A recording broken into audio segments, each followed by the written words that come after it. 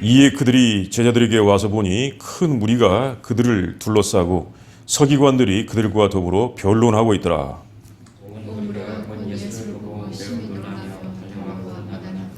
예수께서 물으시되 너희가 무엇을 그들과 변론하느냐?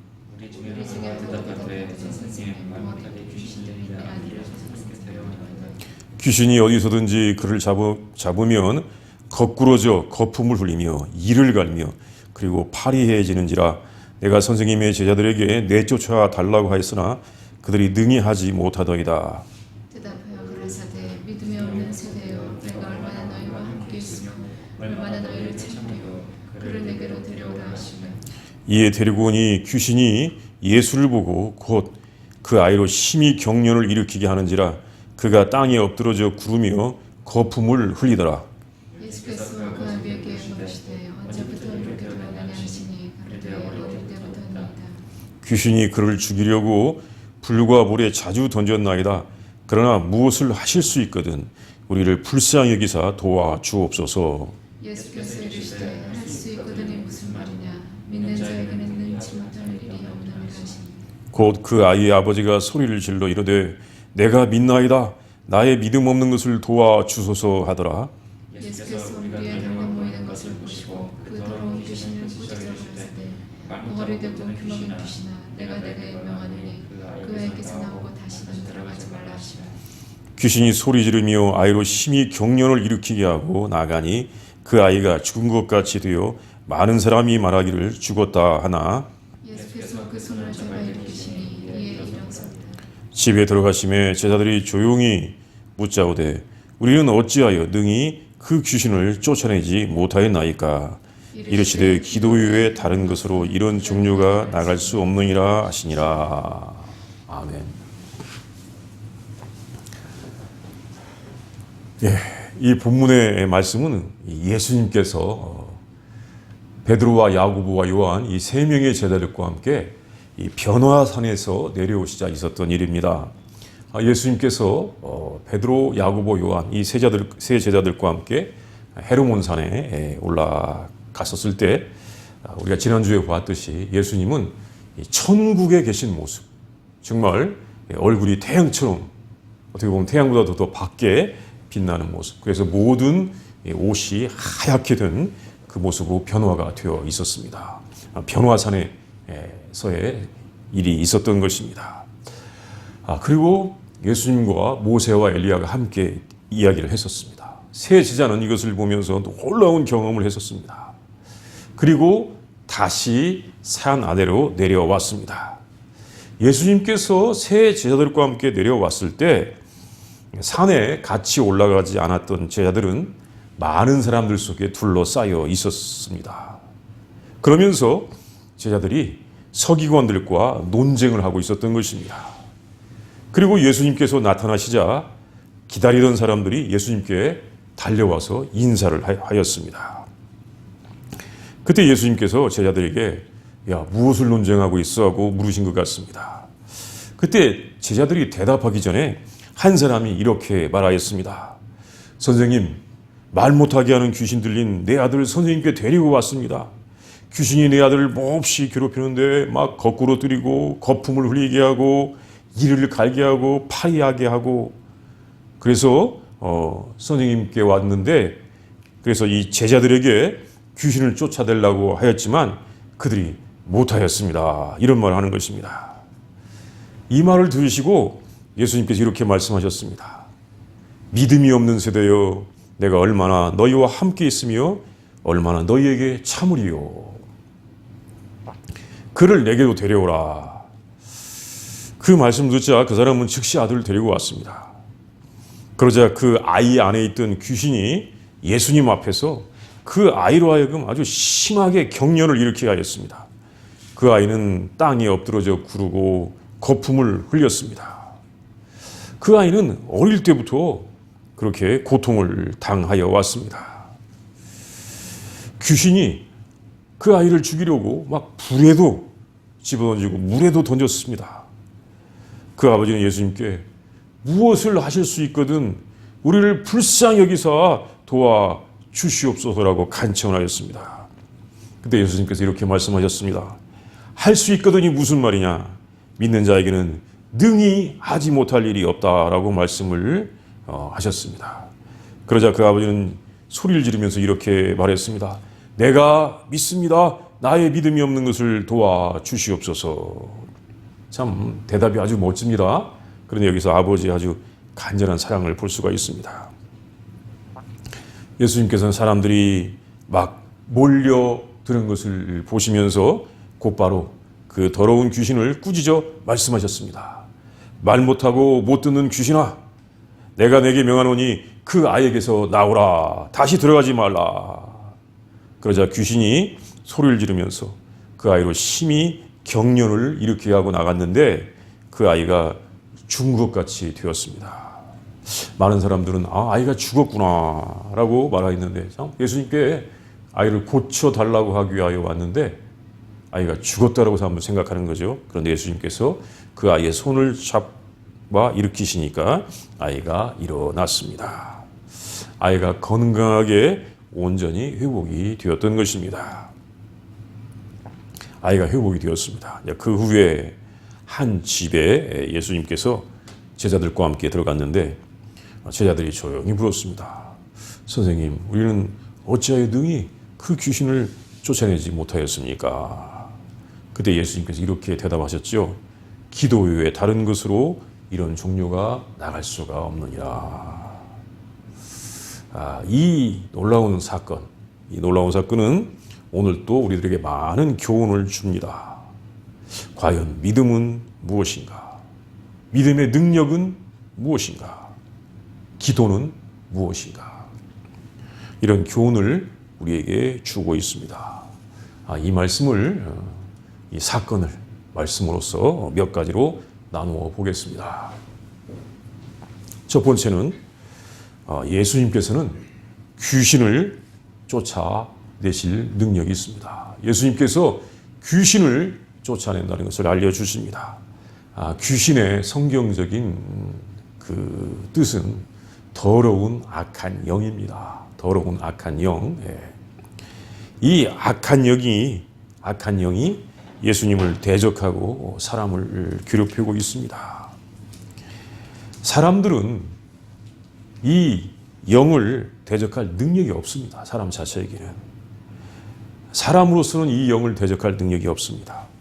영적인 존재가 이 영을 대적할 수가 있는 것입니다. 우리 사람들이 바이러스를 이길 수가 없죠. 바이러스가 손에 붙었다고 딱 때리면 바이러스가 죽습니까? 아니죠. 이 바이러스를 잡는 것은 바이러스를 잡을 수 있는 그런 어떤 그런 물질, 과학적인 물질이 있어야 되듯이 더러운 악한 영도 사람이 대적할 수가 없습니다.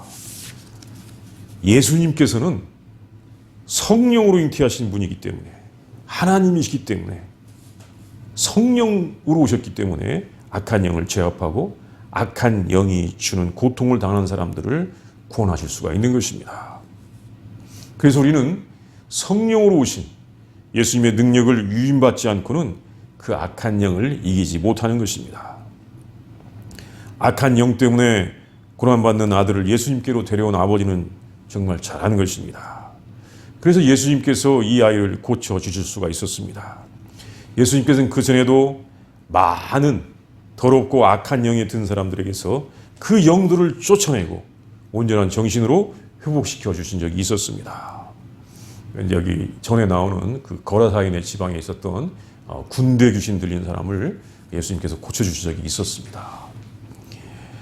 오늘날에도 악한 영, 귀신들은 참 사람들을 괴롭히는데 우리 예수님의 위임에 의해서 예수님의 이름으로 쫓겨나가는 것입니다. 악한 영, 더러운 귀신들은 다른 이름으로 쫓아낼 수가 없습니다. 성령으로 잉태되신 분, 성령으로 우리에게 오신 분만이 쫓아낼 수가 있습니다. 예수님께서 악한 영을 추방하십니다. 이제 본문에서 할 수 있는 두 번째는 뭐냐면 예수님께서는 아들을 위해서 온 아버지의 간구를 들어주셨습니다. 그 아버지는 아주 간절한 마음으로 예수님을 찾아왔습니다. 그리고 예수님을 만나서 그 사실을 말했습니다. 불쌍히 여겨 주십시오. 여기 지금 본문에는 잘 안 나와 있는데 마태복음에 보면 불쌍히 여겨 주십시오라는 말이 나오죠. 예수님 앞에 나와서 정말 많은 것을 간청했던 사람들은 다 주님 앞에 불쌍히 여겨 주십시오 이렇게 외쳤습니다. Have mercy on me. 내 아들을 고쳐 주십시오. 예수님께서는 그 아버지의 간청을 들으시고는 그 악한 영을 꾸짖고 아들을 회복시켜 주셨습니다. 예수님께서 이렇게 부모의 간구를 들으시고 자녀를 고쳐주신 경우가 많이 있습니다. 특히 귀신이 들려서 고통받는 자녀들을 회복시켜 주셨습니다. 고통받는 자녀들을 예수님께로 데려오는 부모들을 예수님께서 환영하시고 영접하십니다. 이번에도 이 아들에게서 더러운 귀신을 쫓아내실 때 사람들이 몰려들면서 야, 무슨 좋은 구경거리가 생겼구나라고 생각하기 전에 예수님은 아주 서둘러서 사람들이 모여오는 것을 보시자마자 막 서둘러서 쫓아내셨습니다. 예수님의 이적은 이처럼 사람들 앞에 자신을 과시하려는 것이 아니라 사람들 앞에 자신을 절대 과시하시려고 하시는 것이 아니라 누군가의 고통을 보시면 그 고통을 정말 해결해 주시는 그 사랑의 마음에서 사랑의 능력에서 나타나온 것이었습니다. 예수님은 그 아버지의 안타까운 마음, 그 아들 때문에 당하는 안타까운 마음을 아시고 들으시고 구원해 주신 것입니다.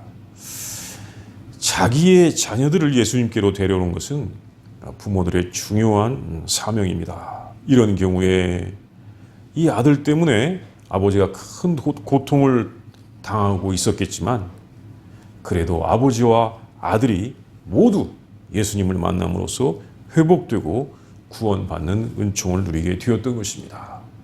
예수님은 이처럼 참 자녀들 때문에 고통받는 이 부모의 예수님께 오는 것을 환영하시고 부모가 오는 것을 환영하시고 모두에게 구원을 주는 은총을 베풀어 주십니다. 이제 본문의 세 번째는 예수님께서는 믿음이 없는 세대를 책망하셨습니다. 믿음이 없는 세대를 책망하셨습니다. 그리고 믿음의 능력을 말씀하셨습니다. 23절의 뜻이 대단한 말씀이 있죠. 믿는 자에게는 능히 하지 못할 일이 없다. 대단한 믿음의 능력을 말씀하셨습니다. 믿음의 능력은 대단한 것입니다. 믿는 자에게는 능히 하지 못할 일이 없는 것입니다. 아주 강한 악한 영도 쫓아낼 수가 있는 것입니다. 그런데 제자들은 이 더러운 귀신을 쫓아내는데 실패하고 있었습니다. 제자들은 그때 그 귀신을 쫓아낼 수가 없었습니다. 그래서 제자들은 이 서기관, 율법학자들이죠. 서기관들과 함께 논쟁을 하고 있었습니다. 서기관들은 이 율법의 전문가들이었는데 서기관들은 막 예수님을 대적하는 거예요. 너네 선생님은 안식일이나 범하고 있지, 막 이렇게 대적하는 것입니다. 그런데 이 제자들이 예수님 편을 들었기 때문에 예수님 편을 든 제자들과 서기관들이 논쟁을 하는 것입니다. 그래서 참 그곳이 시끄러웠습니다. 소란스러웠습니다. 근데 가만히 보니까 그곳에는 믿음이 없는 사람들이 있었습니다. 믿음이 없는 사람들이 모여서 서로 논쟁하고 있는 것입니다. 첫 번째로 믿음 없는 사람은 누구입니까? 첫 번째는 하나님의 율법을 잘 안다고 하면서 예수님을 구세주로 영접하지 않는 서기관들이었습니다. 사실 하나님의 율법을 제대로 믿으면 그 율법이 예수님을 가리키고 있기 때문에 예수님을 영접해야 되는 것입니다. 우리가 이것을 요한복음 5장 39절에서 알 수가 있는데 예수님께서 그 예수님을 대적한 사람들에게 뭐라고 말씀하셨냐면 성경은 나를 증언한다고 했습니다. 사실 당시의 성경은 율법서 또 성문서 그런 말씀들이었습니다. 그렇기 때문에 율법을 제대로 알면 율법이 예수님을 증언하고 있다고 생각하기 때문에 예수님께 와야 되는데 서기관들은 예수님께 오지 않았다는 것입니다. 요한복음 5장 39절이에요.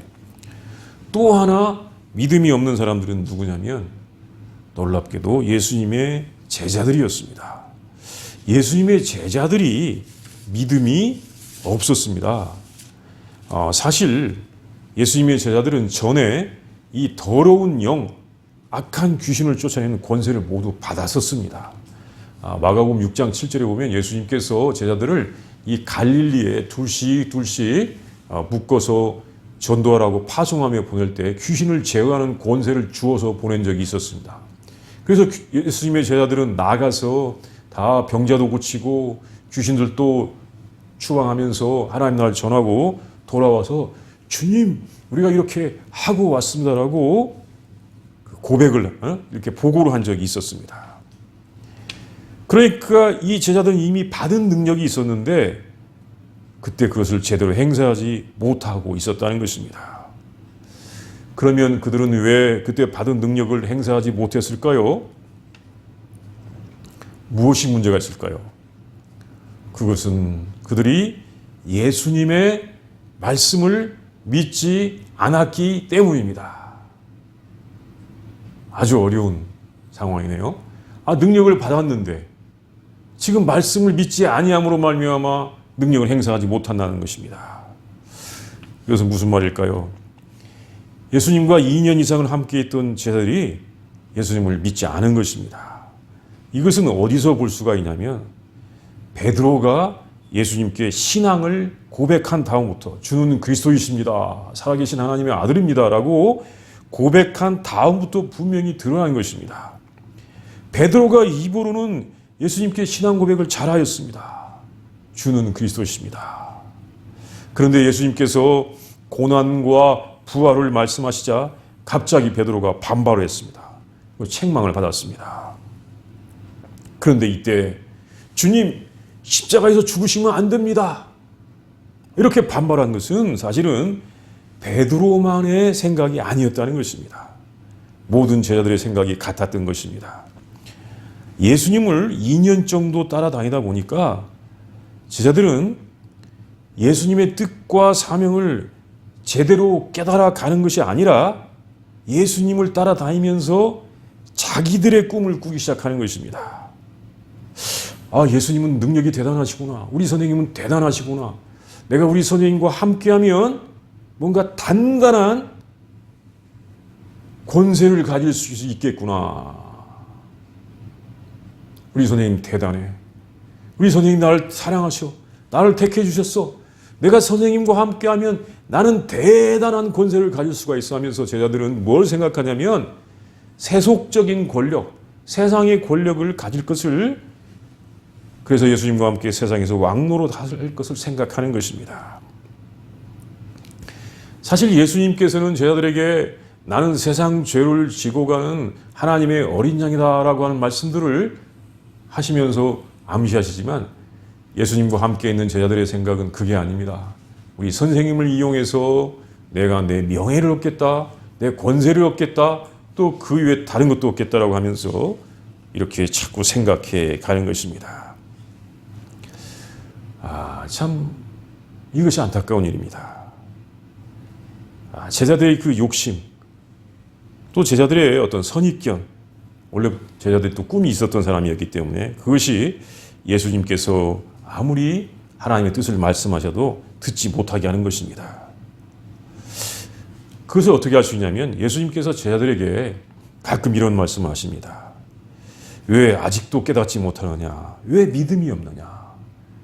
사실 예수님과 함께 2년 동안 쭉 같이 있는 제자들을 보면 사람들은 참 믿음이 좋은 사람, 정말 믿음이 있고 헌신적인 사람이라고 생각할 텐데 그 제자들의 마음은 예수님의 마음과 다르다는 것입니다. 그러니까 예수님께서 왜 아직도 깨닫지 못하느냐, 왜 믿음이 없느냐 이런 말씀을 하시고 제자들은 계속 책망을 듣습니다. 그런데 이런 태도가 언제까지 계속됩니까? 예수님께서 승천하실 때까지 계속됩니다. 승천하실 때까지. 놀랍게도 예수님을 제대로 믿지 못하는 사람들이 제자들이었습니다. 자기들의 욕망에 딱 가려지니까, 또는 그 자기들의 생각을 다른 방향으로 생각하니까 예수님께서 아무리 고난과 섬김과 죽음과 부활을 말씀하셔도 들리지가 않고 믿어지지가 않는 것입니다. 본문 이후에 나오는 이 복음의 말씀을 보면, 복음서의 말씀을 보면 제자들은 계속해서 복음, 하나님의 나라와 관련이 없는 인간적인 기대, 인간적인 욕망을 추구하는 모습을 보여줍니다. 예수님께서 부활하시고 승천하실 때까지 그들은 하나님의 나라를 제대로 이해하지 못했습니다. 예수님께서 온전히 3년간을 교육시켰어도 제대로 알지 못했었습니다.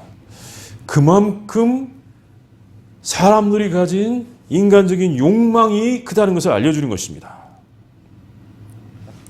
또 어떻게 생각하면 예수님과 함께 인간적인 욕망만이 또 한없이 자라는지도 모릅니다. 예수님을 만나면 우리가 정말 하나님의 뜻을 추구해야 되는데 예수님을 이용해서 자신들의 욕망을 더 자라게 하는지도 모르는 것입니다. 당시의 제자들의 모습과 오늘날의 교회의 모습을 보아도 이것은 틀린 말이 아닐 것입니다.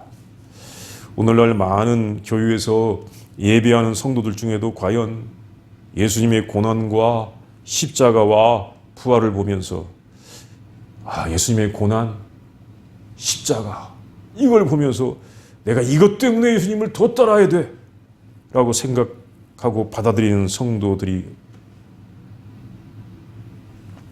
많기보다는 이 땅에서 성공, 번영, 편안함 이걸 바라고 생각하는 경우가 더 많지 않았을까 생각해 볼 수가 있는 것입니다. 제자들이 이것을 보여주었습니다. 예수님께서는 그런 제자들에게 믿음이 없다고 하시는 것입니다. 물론 이 제자들은 지금 예수님과 가까이 있지만 그 마음은 예수님의 뜻과 너무 멀었기 때문에 믿음이 없다고 하시는 것입니다. 그 다음에 본문의 네 번째는 믿음의 고백은 믿음의 완성이 아닙니다. 계속해서 우리는 주님의 도우심을 간구해야 합니다. 예수님의 탄식을 듣고 내가 믿습니다. 나의 믿음이 없는 것을 도와주십시오라고 대답하는 사람이 있었습니다. 이것은 더러운 영을 쫓아내지 못하여 부끄러움을 느끼던 제자들이 아니라 아들의 고통 때문에 아주 절박한 아버지가 내가 믿습니다. 나의 믿음 없는 것을 도와주시옵소서라고 이야기했던 것입니다. 그렇게 고백했던 것입니다. 내가 선생님을 믿습니다. 믿음 없는 것을 도와주십시오. 이게 24절 말씀인데 참 이 말을 가만히 보면 논리적 모순이 있어요. 내가 믿습니다. 근데 믿음 없는 것을 도와주십시오. 여기에 굉장한 믿음의 비밀이 있다는 거죠.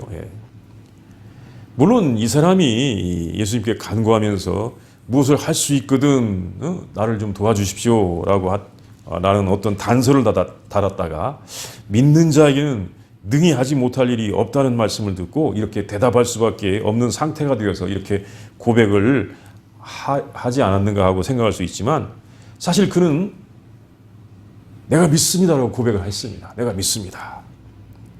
근데 이분의 이 믿음의 고백도 제자들의 믿음처럼 완전한 믿음의 모습은 아니죠. 그래도 이 뒤에 말이 더 놀라웠습니다. 믿음이 없는 것을 도와주시옵소서. 이 말이 참 어떻게 보면 감동적이에요. 이 사람은 자기가 믿음이 있다고 그렇게 생각하지는 않은 것 같기도 해요. 믿음을 고백하면서도 자기가 믿음이 없다고 고백을 하고 있습니다. 그리고 예수님께서 도와주시기를 간구하는 것입니다. 내가 믿습니다. 믿음이 없는 것을 도와주시옵소서. 야, 너 왜 한 입으로 두 마디를 해? 어떻게 보면 논리적 모순같이 보여요. 그런데 여기에 우리의 믿음에 대한 자세가 달려 있습니다. 나는 예수님을 믿습니다. 그러나 나는 능력이 있는 믿음이 없습니다. 도와주십시오. 이런 자세입니다. 이것이 사실 우리들이 가져야 될 자세입니다. 내가 믿습니다. 나의 믿음 없는 것을 도와주시옵소서. 이게 우리들이 가져야 될 자세라는 것이죠. 우리는 예수님을 믿습니다. 그러나 그 믿음이 완성된 믿음에 도달하는 것이 결코 아닙니다. 아직도 주님의 도움을 받아야 됩니다. 사실 우리가 믿는다고 하는 것은 예수님을 믿기 시작한다는 것이죠. 사실 하나님은 또 그것도 믿음이라고 또 봐주세요. 우리가 요한복음 15장 이쪽을 보면 14장을 보면 그걸 더 잘할 수가 있는데 우리가 믿습니다라고 하면 이제 믿음이 시작되었다. 그런데 하나님께서는 그것도 믿음이라고 또 봐주시기도 합니다. 그러니까 결코 우리는 그것이 완성된 믿음이 아니라는 것을 알아야 되는 것입니다. 우리는 주님의 도움을 받아서 완전한 믿음에 이르러야 하는 것입니다. 완전한 믿음, 바른 믿음으로 가야 되는 것입니다. 그 바른 믿음은 뭐냐면 예수님의 뜻과 하나가 되는 믿음이라고 할 수 있습니다. 물론 어떤 분들은 예수님과 하나가 되어야 된다. 하나님과 하나가 되어야 된다. 이렇게 완전한 합일까지도 생각하는데 그것은 우리가 이 육체를 가지고 있는 상태에서 사실은 거의 불가능한 일이고 예수님의 뜻과 하나가 되는 믿음, 이런 완전한 믿음으로 가야 된다는 것입니다. 우리는 이렇게 바른 믿음을 향하여 예수님의 도움을 받아서 가는 자세가 필요한 것입니다. 우리가 믿음을 고백하였지만 알고 보니 믿음이 없다는 것을 깨닫고 늘 예수님의 도움을 간구해야 하는 것입니다. 본문에서 할 수 있는 5번째는 예수님의 뜻을 완전히 알 때 능히 하지 못할 일이 없는 믿음에 도달하게 되는 것입니다. 그리고 이것은 기도를 통해서 알게 되는 것입니다. 예수님께서 제자들과 함께 집에 들어가셨는데 그때 제자들이 조용히 물었습니다. 우리는 왜 귀신을 쫓아내지 못하였습니까?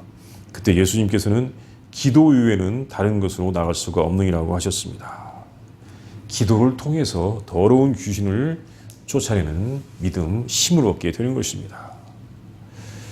그러면 그 기도가 무엇입니까? 귀신을 쫓아낼 수 있는 기도는 무엇입니까? 그것은 바른 믿음의 기도를 하는 것을 말합니다. 예수님께서 처음에 믿음이 없는 세대를 말씀하셨는데 이 믿음이 없는 기도가 아니라 바른 믿음의 기도를 해야 되는 것입니다. 그 기도는 어떤 기도냐면 사실은 자기의 뜻을 구하는 것이 아니라 예수님의 뜻을 알고 그 뜻을 구하는 기도가 바로 믿음의 기도인 것입니다. 기도를 한다고 하면서 이번에 우리가 예루살렘에 가면 나는 예수님의 오른편에 앉아야 돼. 이번에 예루살렘에 가면 나는 왼편에 앉아야 돼.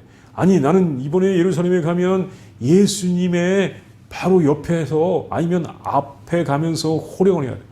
이런 생각을 제자들이 하면서 기도를 했었을 것이에요. 그러니까 능력이 없는 기도가 됐는데 바른 믿음의 기도는 뭐냐면 예수님의 뜻을 바로 아는 기도예요. 예수님의 뜻은 이제 이 사건 뒤에 다음에 나오지만 여전히 말씀하신 것이 본인이 예수님께서 십자가를 지고 고난을 받고 십자가를 지고 죽으시고 부활하셔야 된다는 말씀입니다. 결국 대속이죠. 대속.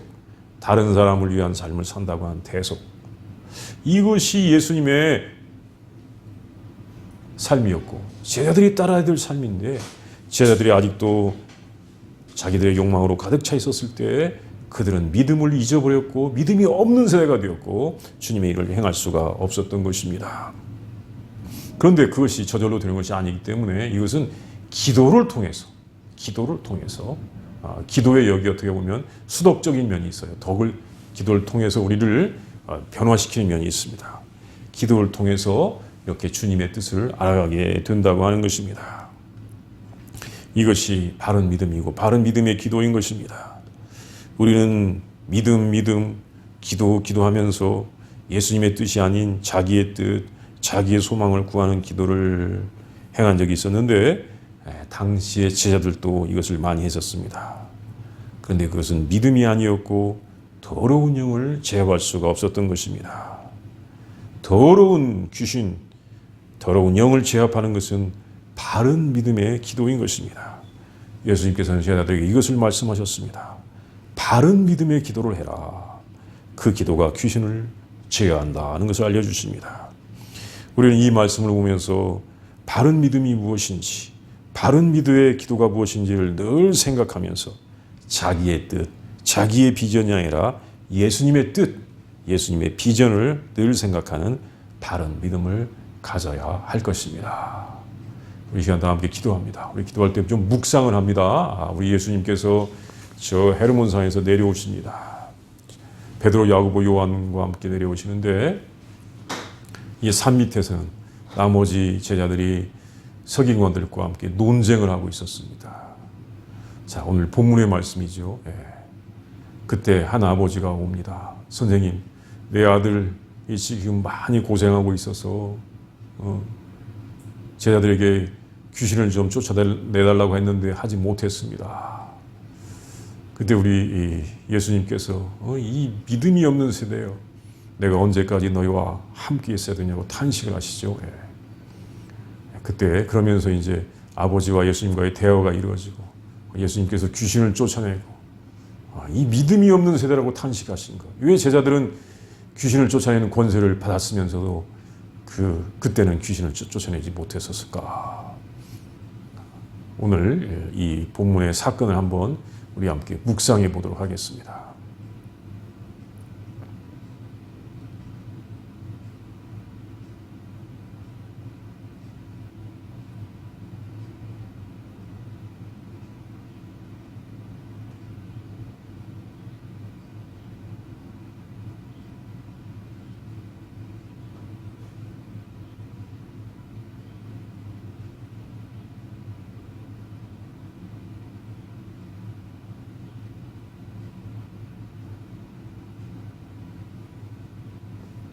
사랑과 은혜가 풍성하신 아버지 하나님, 우리에게 생명을 주시기 위하여 이 땅에 오셨고 우리로 하여금 구원의 길을 알려주신 아버지 하나님, 참으로 감사합니다. 우리 예수님을 통하여 우리에게 생명을 주시고 진정한 구원의 길을 주시니 감사합니다. 주님, 우리들이 예수님을 믿는다고 하면서 예수님을 따른다고 하면서도 잘못된 마음을 가지고 주님을 따르지 않게 하여 주시옵소서. 주님께서 원하시는 정말 진정한 믿음, 바른 믿음을 갖게 하여 주시옵소서. 악한 영을 제압할 수 있는 바른 믿음을 허락하여 주시옵시고, 주님, 그 바른 믿음을 얻기 위하여 우리가 기도도 게으르지 하지 않게 하여 주시옵소서. 주님, 많은 사람들이 주님 앞에 왔지만 진정한 주님을 알지 못하고 또한 주님의 뜻과 반대로 행하는 것을 볼 때가 있습니다. 하나님, 우리를 불쌍히 여기시고 긍휼을 베풀어 주시옵시며, 예수님께서 십자가에서 죽기까지 하시고 또한 부활하시고 또한 우리에게 대속의 삶을 알려주신 것을 우리가 알면서 바른 믿음을 갖는 우리들이 되게 하여 주시옵소서. 예수님의 이름으로 기도합니다. 아멘. 네, 우리도 함께 찬송을 부르겠습니다. 함께 부를 찬송은 369장 360